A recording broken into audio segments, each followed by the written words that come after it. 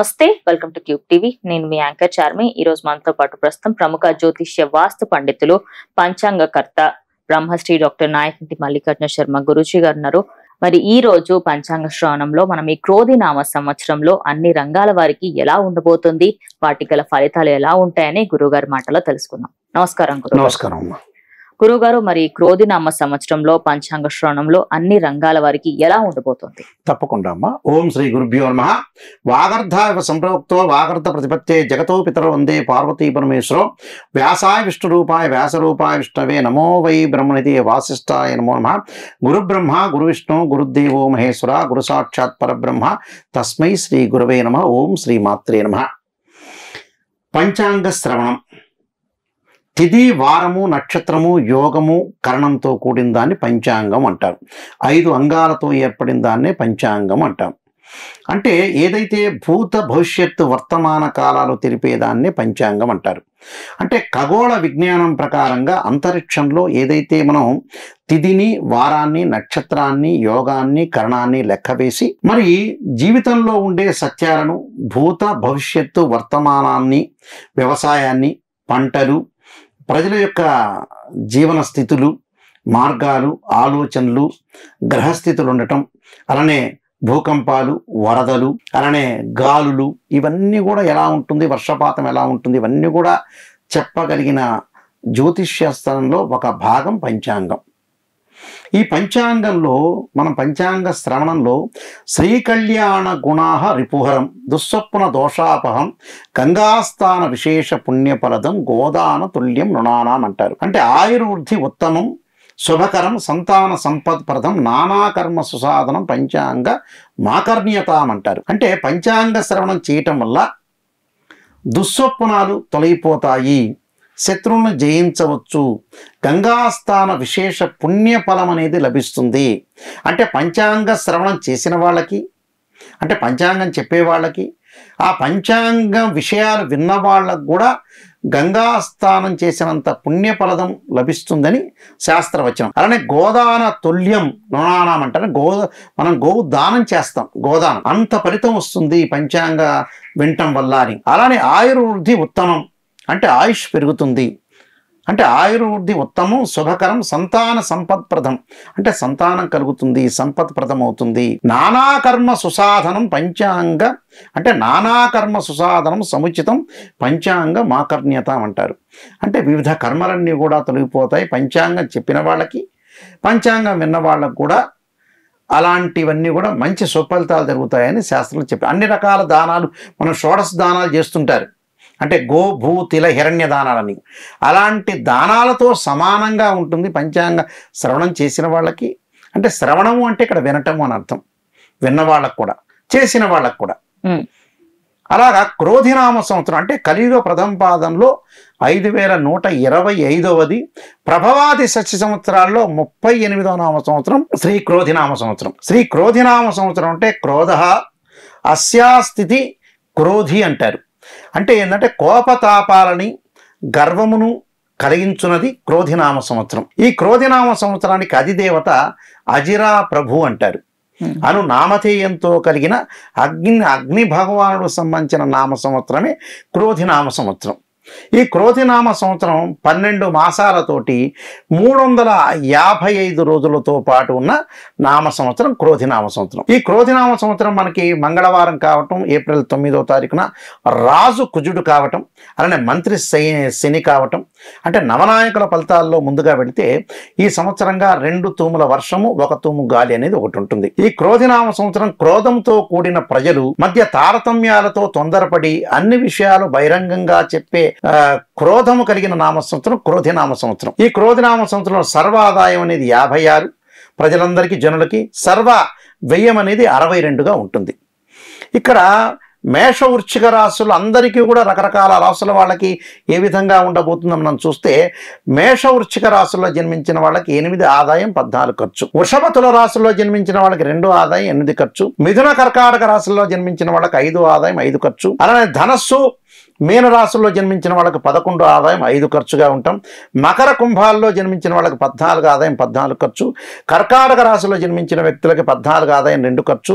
సింహరాశిలో జన్మించిన వాళ్ళకి 2 ఆదాయం 14 ఖర్చుగా ఉంటుంది. అంటే రాజ్యపూజ్యం అనేది 50 ఉంటే వాళ్ళకి అవమానం అనేది 43 ఉంటుంది. అంటే 355 రోజుల పాటున్న ఈ క్రోధినామ సంవత్సరంలో ముఖ్యంగా ఎలాంటి ఫలితాలు ఉండబోతున్నాయి అని ముఖ్యంగా మనం చూస్తే, ఇక్కడ రాజు ఏదైతే మంగళవారం ప్రతి సంవత్సరానికి కూడా ప్రభాత సత్య సంవత్సరాల్లో మనకి ఏదైతే వారం అవుతుందో ఆ వారానికి మనం లెక్కలు కట్టి పంచాంగ గణితం ద్వారా దృక్సిద్ధాంతం ద్వారా మనకి మంగళవారానికి అధిపతి కుజుడు కాబట్టి రాజు కుజుడు అవుతాడు. అలానే మంత్రి శని కూడా అవుతాడు. ఇవన్నీ కూడా మనం మంత్రి శని కావటం, అలానే సేనాధిపతి శుక్రుడు కావటం, సస్యాధిపతి కుజుడు, అలానే ధాన్యాధిపతి రవి, అర్ఘాధిపతి శుక్రుడు కావటం, మేఘాధిపతి శుక్రుడు, రసాధిపతి కూడా గురువు కావటం, నీరసాధిపతి కూడా కుజుడు అయ్యాడు. అంటే నవనాయకుల్లో మనకి 9 మందిలో 4 శుభులుగా ఉంటారు, 5 పాపులుగా ఉంటారు. అలానే ఉపనాయకుల్ని మనం తీసుకున్నాం అనుకోండి, ఉదాహరణకి 30 మంది ఉపనాయకులు ఉంటారు. ఈ 30 మంది ఉపనాయకుల్లో శుభులు 14 మంది, అలానే పాపులు 16 మందిగా ఉంటారు. అయితే మరి రాజు కావటం వల్ల ఎలాంటి ఫలితాలు ఉంటాయి మనకి చూస్తే, ముఖ్యంగా ఇక్కడ కుజుడు రాజు అయినందువల్ల అగ్ని చోర రోగ భయాలు అధికంగా ఉండటం, రాజుల యందు ప్రభుత్వముల యందు విమర్శలు, అలానే విరోధులు అధికంగా ఉండటం, భూమి యందు పంటలు మధ్యరకంగా పండటం. మధ్యరకంగా అంటే కొన్ని చోట్ల అతివృష్టి అనావృష్టి, కొన్ని చోట్ల అద్భుతంగా పండుతాయి, కొన్ని చోట్ల తక్కువగా పండుతాయి. అలానే సర్పజాతులు అధికంగా ఉండటం, పాములు అధికంగా ఉండే అవకాశం ఉంటుంది. ప్రజలకి భయం ఎక్కువగా ఉండే అవకాశం ఎక్కువ ఉంటుంది. అలానే మంత్రి శని యొక్క ఫలం వల్ల ఎలా ఉంటుంది, వర్షాలు కొంత ఆలస్యంగా ఉంటాయి, పడటం అయితే ఉంటుంది. అలానే పంటలు కూడా కొంత ఆలస్యంగా ఉండటం, ప్రజలందరూ కూడా మంచి చెడ్డలు విచారణ చేయకుండా పాపకార్యాల మీద ఆసక్తి అనేది ఎక్కువగా ఉంటుంది. అలానే ఎల్లప్పుడూ ఏదో ఒక సమస్యతోటి ప్రజలు పీడించే అవకాశాలు ఎక్కువగా ఉంటాయి. అలానే సేనాధిపతి శుక్రుడు కావటం వల్ల వర్షములు బాగా పడటం, నిత్యావసర వస్తువులు అధిక ధరలు ఉండే అవకాశం ఉంటుంది. స్త్రీ పురుషులకి ఎల్లవేళలా ఎల్లప్పుడూ కూడా కొంత ఏదైతే సంతోషకరంగా ఉండాలని ఆలోచనతోటి కొంత వ్యసనాలకు బానిసయ్యే అవకాశాలు కూడా ఎక్కువగా ఉంటాయి. అలా సస్యాధిపతి కుజుడు యొక్క ఫలితం వల్ల కూడా కుజుడు సస్యాధిపతి కావటం వల్ల అన్ని దేశాల యందు సృష్టి పంటలకు అనుకూలమైన వర్షాలు కురిసే అవకాశం ఉంటుంది. శనగలు, కందులు, పప్పు జాతుల ధాన్యం కూడా వృద్ధి చెందే అవకాశం ఉంటుంది. ఎర్రని భూములు బాగా పంటలు వచ్చే అవకాశం ఎక్కువ ఉంటుంది. రవి ధాన్యాధిపతి రవి కావటం వల్ల గోధుమలు, అలానే మంచి వర్షాలు, ఒక చోట నేను చెప్పినట్టుగా అధిక వర్షాలు, ఒక చోట ఒక మోస్తరు వర్షాలు పడటం, అలానే ధరలు అధికంగా ఉండే అవకాశం ఉంటుంది. లోకంలో భయం ఎక్కువగా ఉండటం, రక్తవర్ణం అనగా ఎర్రని భూములకు అధికంగా పండే అవకాశాలు ఉంటాయి. కందులు, గోధుమలు, ఎర్రని ధాన్యాలకి అనుకూలంగా ఉండటం. అలా అర్ఘాధిపతి శుక్రుడు కావటం వల్ల అర్ఘాధిపతి కావటం వల్ల అన్ని ధాన్యములకు ధరలు అధికంగా ఉంటాయి. అలానే వర్షాలు అధికంగా వచ్చే అవకాశం ఉంటుంది. తెల్ల ధాన్యాలు బాగా పండించగలిగే అవకాశం ఎక్కువ ఉంది. తెల్లని ధాన్యాలు కూడా బాగా పండుతాయి. దేశమంతా కూడా సుభిక్షకరంగా ఉండే అవకాశాలు ఎక్కువ ఉంటాయి. మేఘాధిపతి శుక్రుడు కావటం వల్ల వర్షములు అధికంగా ఉంటుంది. కొన్ని చోట్ల వరదలు కూడా వచ్చే అవకాశం ఉంటుంది.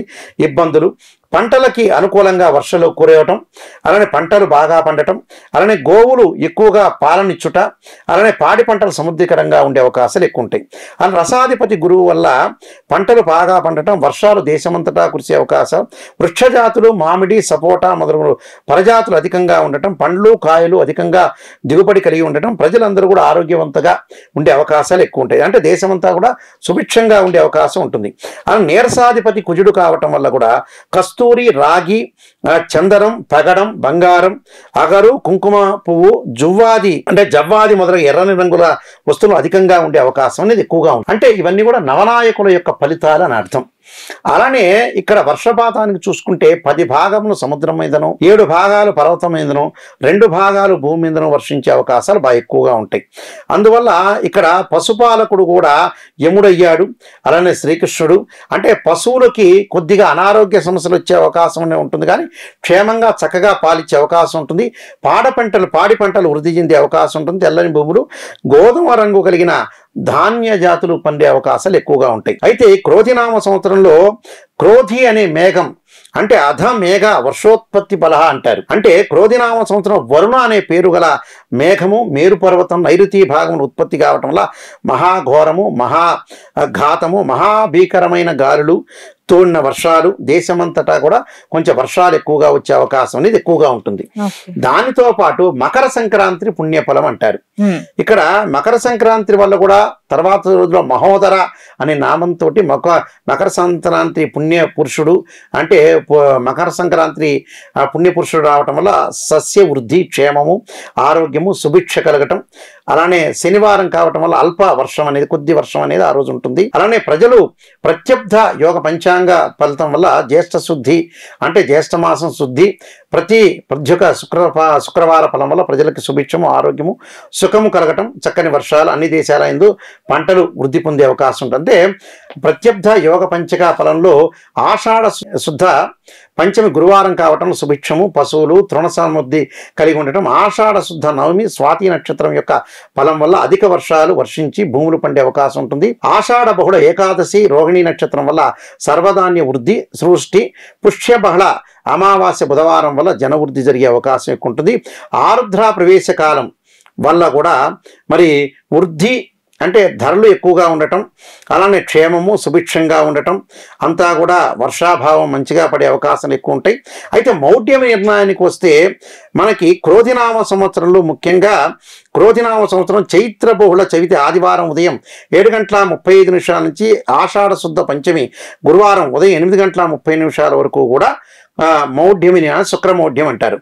అంటే తేదీల ప్రకారంగా ఏప్రిల్ 28వ తారీఖు నుంచి ప్రారంభమై అలానే జూలై 11వ తారీఖు వరకు కూడా శుక్రమౌఢ్యమి మళ్ళీ తిరిగి 17/3 అంటే 2025లో అంటే మార్చి 17 2025 నుంచి ప్రారంభమై అలానే 27వ తారీఖు వరకు కూడా మార్చిలో 27వ తారీఖు 10 రోజుల పాటు శుక్రమౌఢ్యం అనేది త్యాగం అవుతుంటుంది. అంటే 2 శుక్రమౌఢ్యం ప్రారంభము త్యాగము. అలానే గురుమౌఢ్యం ఎప్పుడు ప్రారంభం అవుతుంది అంటే అలానే 2024 మనకి మేలో 3వ తారీఖున ప్రారంభమయ్యి 2/6/2024 వరకు కూడా గురుమౌఢ్యం అనేది ఒకటి ఉంటుంది. మళ్ళీ వచ్చేట 16/3/2025 నుంచి ప్రారంభమై 29/3/2025 వరకు కూడా మౌఢ్యం అనేది ఒకటి ఉంటుంది. అంటే ఈ మౌఢ్యాలన్నీ కూడా మనకి శుక్రమౌఢ్యాలు గురుమౌఢ్యాలనే ఉన్నాయి. అలానే దేవగురు అయిన బృహస్పతి వృషభ రాశిలోకి సంచారం చేయటం వల్ల నర్మదా నది పుష్కరాలని వస్తాయి మనకి. అంటే ఎప్పుడైతే బుధవారం రోజున మధ్యాహ్నం పూట 1 గంటకి దేవగురు అయిన బృహస్పతి వృషభ రాశిలో సంచారం చేయటం వల్ల మనకి 1వ తారీఖున ఆదివారం రోజున మధ్యాహ్నం పూట నుంచి కూడా 12 రోజుల పాటు నర్మదా నది పుష్కరాలని ప్రారంభమవుతాయి. అలానే కర్తర నిర్ణయానికి వచ్చామనుకోండి మనం 2024 మే 4వ తారీఖు నుంచి 28వ తారీఖు వరకు కూడా చిన్న కర్తరి పెద్ద కర్తరి ఉంటుంది. అలానే 28వ తారీఖున కర్తరి త్యాగమయ్యే అవకాశం ఉంటుంది. ఈ సంవత్సరం అంతా కూడా గ్రహణాలు అనేవి లేవు. అంటే వేరే దేశాల్లో గ్రహణాలు అనేవి ఉన్నాయి కానీ మన భారతదేశంలో వర్తించే అవకాశం అనేది లేదు. అయితే ఇక్కడ భారతదేశానికి ముందుగా మనం ప్రపంచ దేశాలకు విశ్లేషణ చేసుకునేట్లయితే ఇక్కడ వర్ష జగలగ్నాన్ని మనం ఆలోచన చేసినట్లయితే ఇక్కడ ఉభయకే ధనుర్లగ్నాన్ని మనం తీసుకునేటట్టే లగ్నాధిపతి గురువు యొక్క దృష్టి వల్ల శుభదాయకము. ఉభయ కేంద్రాధిపతి బుధుడు గురువు యొక్క కలయిక వల్ల అంతా కూడా మంచి ఫలం జరిగే అవకాశం ఇవ్వడు. అలానే తృతీయ కుజ శనుల వల్ల చతుర్థమున షష్టమాధిపతి రాహుతో కలవటం వల్ల కూడా రాష్ట్ర ప్రభుత్వాలకు అనేక ఇబ్బందులు జటిలమైన సమస్యలు ఎదుర్కొనే అవకాశాలు ఉంటాయి. వ్యయాధిపతి లగ్నమును చూచడం వల్ల కూడా రుణాభారం అధికం కావటం చాలా పథకాలను కొనసాగించే అవకాశం ఉంటుంది. ఈ సంవత్సరం అంతా కూడా ప్రారంభంలో మరికొన్ని కొత్త పథకాలు ప్రభుత్వాలు కూడా ప్రవేశపెట్టే అవకాశం ఉంటుంది.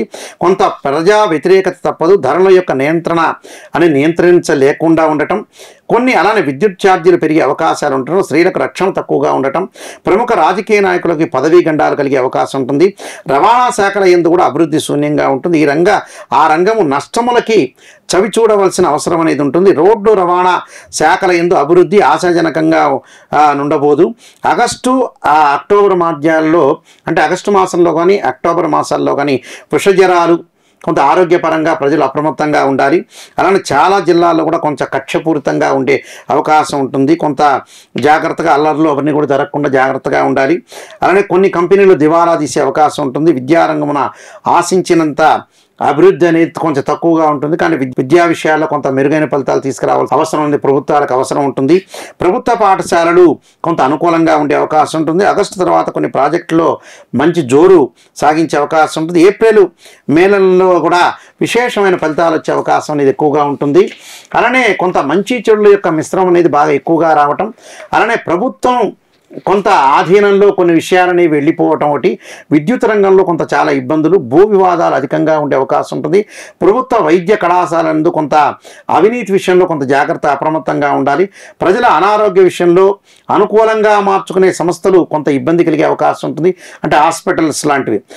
అల్లోపతి కంటే కూడా ఆయుర్వేద వైద్యానికి అలానే హోమియో వైద్యానికి ఎక్కువగా మొక్కు చూపించే అవకాశం ఎక్కువ ఉంటుంది. పాలకపక్షం కానీ కొన్ని ఇబ్బందులు పాలకపక్షానికి ప్రతిపక్షానికి రెండింటికి కూడా ఇబ్బందులు తప్పే అవకాశం లేదు. అలానే వ్యసనాలకు కొంత బానిసయ్యే అవకాశాలు ఎక్కువగా ఉంటాయి. దానివల్ల కూడా ప్రజలకు నష్టం జరిగే అవకాశం ఉంటుంది. కేంద్ర రాష్ట్ర ప్రభుత్వాలకి సమన్వయ లోపం ఉండే అవకాశం ఉంటుంది. తూర్పు తీర ప్రాంతాల వాళ్ళకి సెప్టెంబర్ అక్టోబర్ మాసాలు అధిక వర్షాల వల్ల ఇబ్బందులు కలిగే అవకాశం ఉంటుంది. మొత్తం పైన రాష్ట్ర ప్రభుత్వము కొంత ఇబ్బందికర కాలంగా ఉంటుంది, కొంత అప్రమత్తంగా ఉండి ఏప్రిల్ మే నెలలో కూడా నూనెలు, పెట్రోల్, గ్యాస్ ధరలు పెరిగి ప్రభుత్వం ప్రజలు ఆగ్రహం గురి అయ్యే అవకాశాలు కనిపిస్తున్నాయి. వర్తమాన ప్రభుత్వమునకు ఇబ్బందులు కొన్ని తప్పవు. వచ్చే విషయాల్లో కూడా కొంత సంకీర్ణ ప్రభుత్వాలకి కొన్ని చోట్ల జరిగే అవకాశాలు ఎక్కువ ఉంటాయి. ప్రస్తుతం ప్రభుత్వానికి కొన్ని ఇబ్బందులు కలిగే అవకాశం ఉంటుంది. అలా అని ప్రతిపక్ష పార్టీలకు కూడా విజయం కలుగుతున్నది కాదు, వాళ్ళకు కూడా కొన్ని ఇబ్బందులు, వీళ్ళకి ఇబ్బందులు కలిగే అవకాశం ఉంటుంది. ఏదైనా ఈ సంవత్సరంలో ప్రభుత్వంలో కొన్ని మార్పులు జరిగే అవకాశం ఎక్కువగా ఉంటుంది. ఏదైనా అధికార పక్షము అధికారంలోకి రావాలన్నా కూడా కొన్ని ఇబ్బందులు తలెత్తే అవకాశం ఉంటుంది. అలానే ప్రతిపక్షం వచ్చే అవకాశంలో కూడా కొన్ని ఇబ్బందులు కలిగే అవకాశం ఉంటుంది. అలానే వృశ్చిక లగ్నము, లగ్నాధిపతి కేంద్ర స్థితి వాహనాధిపతితో కలిసి ఉండటం వల్ల ధనాధిపతి, షష్టాధిపతి, భాగ్యాధిపతి అష్టమ స్థితి తక్కిన గ్రహములన్నీ కూడా పరిశీలన చేసినట్లయితే కేంద్ర ప్రభుత్వము కొన్ని ప్రజా ఉపయోగకరమైన సంస్కరణ చేసే అవకాశం ఉంటుంది. ప్రభుత్వాలు ముందుగా మంచిగా నడిచే అవకాశం ఉంటుంది, కానీ కొన్ని ఇబ్బందులు కలిగే అవకాశం ఉంటుంది. విమానయానం నందు అభివృద్ధి సాధించే అవకాశం ఎక్కువ ఉంటుంది. రైల్వే శాఖలు నూతన విధానాలు అమల్లోకి వచ్చి ప్రయాణికులకు కొంత ఇబ్బందులు కలిగే అవకాశం ఉంటుంది. దానివల్ల కొంతమందికి మేలు జరిగే అవకాశం ఉంటుంది. కొంతమందికి ఇబ్బందులు, కొంతమందికి మేలు. ప్రపంచ దేశంలో భారతదేశం యొక్క విలువ పెరుగుతుంది. క్రికెట్ రంగంలో కూడా అనుకూలంగా ఉండే అవకాశాలు ఎక్కువ ఉంటాయి. క్రీడా రంగాల్లో కూడా పొరుగు దేశాల యొక్క కవ్వింపులతోటి దానికి దీటుగా మన దళాలు, మన రక్షణ వాళ్ళందరూ కూడా సమాధానం చెప్పే అవకాశం ఖచ్చితంగా ఉంటుంది. భారతదేశం యొక్క ఖ్యాతి పెరిగే అవకాశం అనేది ఉంటుంది. అంతర్జాతీయ మార్కెట్లో భారతీయ మార్కెట్కు మంచి గిరాకీ పెరిగే అవకాశం ఉంటుంది. వాణిజ్య రంగం అభివృద్ధి పదంలో జరిగే అవకాశం ఉంటుంది. నూతన విద్యా విధానం కేంద్ర ప్రభుత్వం తీసుకునే వచ్చే అవకాశం ఎక్కువగా ఉంటుంది. 10th, ఇంటర్మీడియట్, డిగ్రీ వాటిల్లో కూడా కొన్ని పెనుమార్పులు సంభవించడం. బంగారు ధరలు బాగా పెరిగే అవకాశం ఉంది. బంగారము, వెండి, వజ్రాలు అయితే అవన్నీ కూడా ధరలు బాగా పెరిగే అవకాశం ఉంటుంది. అలానే సిమెంటు, ఇసుక ఇలాంటి ధరలు, కన్స్ట్రక్షన్ నిర్మాణం సంబంధించిన ధరలు కూడా పెరిగే అవకాశాలు బాగా ఎక్కువ ఉంటాయి.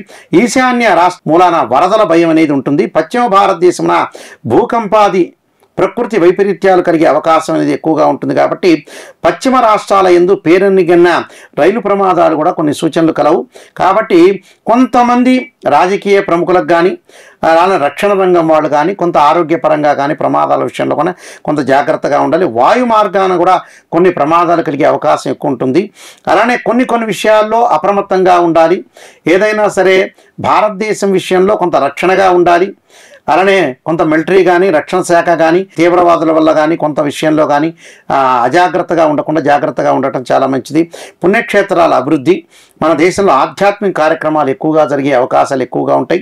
అలానే మరి ప్రస్తుతం ప్రభుత్వాలు కూడా అన్నీ కూడా అనుకూలంగా సాధించే అవకాశాలు ఎక్కువగా ఉంటాయి. కాబట్టి మొత్తం అంతా కూడా ఎన్నికల్లో కూడా సంకీర్ణ ప్రభుత్వాలు ఎన్నికల్లో మంచి విజయం సాధించే అవకాశాలు ఉంటాయి ప్రభుత్వాలు కూడా. అలానే ఈ సంవత్సరం అంతా కూడా ప్రజలు అసహనంగా అంటే కోప ఉద్రిక్తి కలిగి ఎక్కువ మంది ఉంటారు. సినీ రంగం చెందిన వాళ్ళకు కూడా కొంత ఆరోగ్యపరంగా కొంత జాగ్రత్తగా ఉండాలి ప్రమాదాల విషయంలో కూడా. అలానే ఒక సీనియర్ సంబంధించిన వ్యక్తులు కానీ ప్రముఖ నటులు కానీ ఆరోగ్యపరంగా జాగ్రత్తగా ఉండటం అంతే. ఎందుకంటే ఆరోగ్యం అనేది మహాభాగ్యం. అందరూ ఆరోగ్యపరంగా బాగుండాలి. ఆరోగ్యం మహాభాగ్యం కాబట్టి హెల్త్ ఈజ్ గ్రేట్ లెక్క.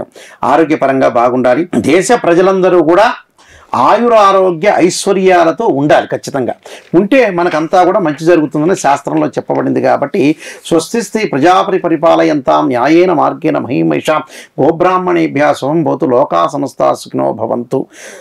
క్రోధినామ సంవత్సరంలో అందరూ కూడా చక్కగా ఉండాలి, సకల ఐశ్వర్యం సంపాదించాలి, వివాహాలు కావాలి, సంతానం కలగాలి, అందరూ బాగుండాలి, అందరిలో మనలో ఉండాలి, అందరూ అనుకూలంగా ఉండాలి. ప్రతి వాళ్ళకు కూడా మానసికంగా కానీ ఆరోగ్యంగా కానీ అంటే శారీరక మానసిక విషయంలో కూడా చాలా అనుకూలంగా ఉంటే దేశమంతా కూడా బాగుంటుంది, భారతదేశం అంతా కూడా బాగుండాలి. దైవత్వము, మానసికము, లౌకిక జ్ఞానము, ఎవరు కూడా గొడవలు పడకుండా, అది రాజకీయ నాయకులు అనుకోవచ్చు, సినిమా రంగం వాళ్ళకు కూడా మంచి మంచి సినిమాలు తీసి ప్రజలకి చెప్పే విధంగా ఉండి, కొంతమంది ప్రత్యేకంగా ఇప్పుడున్న యాక్టర్లు అందరూ కూడా మంచి మంచి సినిమాలు తీసి ముందుకు వెళ్ళి, ఎందుకంటే సినిమా అనేది మంచి సాధనం, వ్యసనం అనేది కాదు. ఇక్కడ సినిమా వల్ల మనిషికున్న మంచి వ్యసనము ఏమిటి అంటే సినిమానే. మంచి సినిమాలు చూడాలి, మంచిగా బాగుండాలి, అందరూ కూడా బాగుండాలి, అందరికీ కూడా వివాహాలు జరగాలి, అందరు రాజకీయ నాయకులు బాగుండాలి, ప్రజలకు మంచి పథకాలు ఇవ్వాలి, అందరూ కూడా బాగుండాలి, రక్షణ శాఖ బాగుండాలి, పోలీస్ డిపార్ట్మెంట్ బాగుండాలి, అడ్వకేట్స్ కానీ ప్రతి రంగం వాళ్ళు, టీచర్స్ కానీ అలా లెక్చరర్స్ కానీ ప్రొఫెసర్స్ కానీ అందరూ కూడా బాగుండాలి, అందరూ కూడా బాగుండాలి, అందరికీ కూడా మంచి జరగాలని ఆశిస్తూ క్రోధినామ సంవత్సరంలో సుఫలితాలు జరగాలని ఆశిస్తూ సర్వే జనా సుఖినో భవంతు. ధన్యవాదాలు.